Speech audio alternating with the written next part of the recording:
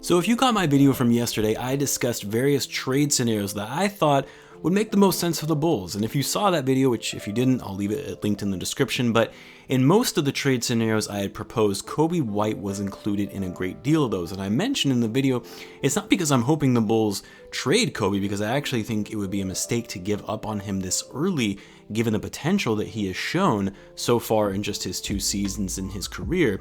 He's inconsistent, yes, and it's one of the more frustrating things about him, but he's young, he's only 21, and has shown flashes of being a great player. But the reason I included Coby in some of those trade scenarios is because if you actually look at the Bulls roster and who would be available in a trade, because Lavine, Vucevic, Patrick Williams are likely untouchable for the front office, Coby White is really the only trade trip that actually has some value for the Bulls if they were in fact wanting to make a trade. But shortly after I posted that video, it was announced that Coby White underwent surgery to his left shoulder to repair an injury that he sustained over this past weekend, which of course basically diminishes any trade value that he had potentially going into this offseason. And that's what I want to talk about in this video. So what's going on, everyone? You are listening to Bull Central here. Hope you're all doing well.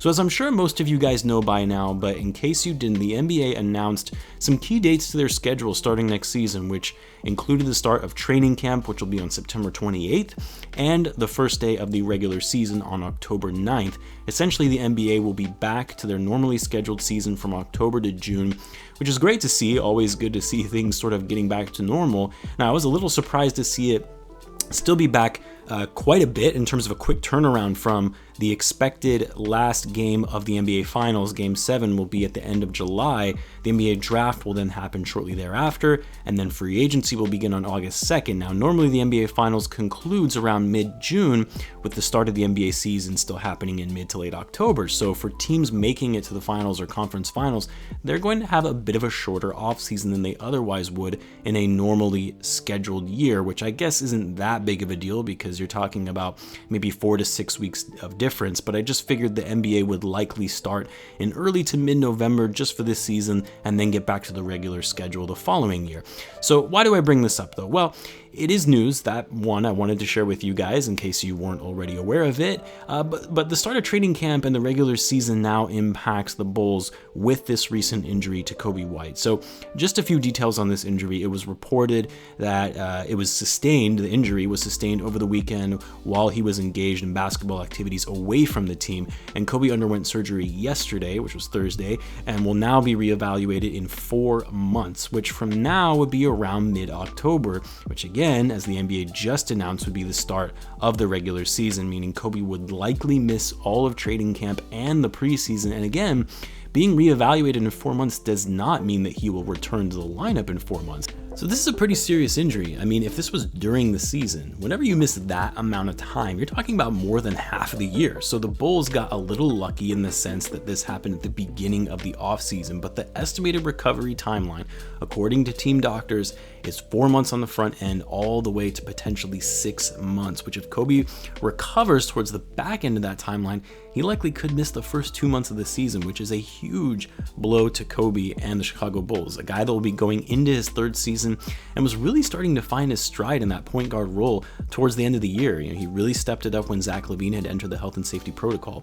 On top of that, if there was any trade value that the front office was looking to include Coby in a trade package to bring in a high quality point guard, well, that's all but gone out the window at this point. And it is going to make it tricky for the front office to figure out their point guard situation as they approach the offseason. I mean, it was presumed that the front office would look to upgrade at the point guard role this offseason anyway, but there was the idea that Coby White would still be an integral piece to this roster, which I believe he still will be as long as he can recover nicely, but the front office will likely have to assume and approach the start of the season without Coby White, which again might force them to be more aggressive in pursuing one of the top point guard free agents this offseason. However, what I really don't want to happen is that an injury like this makes Arturas to be too aggressive and commit or overcommit and pay too much for someone like Lonzo Ball or a Spencer Dinwiddie or even Kyle Lowry if that ends up being an option, or it maybe forces them to exercise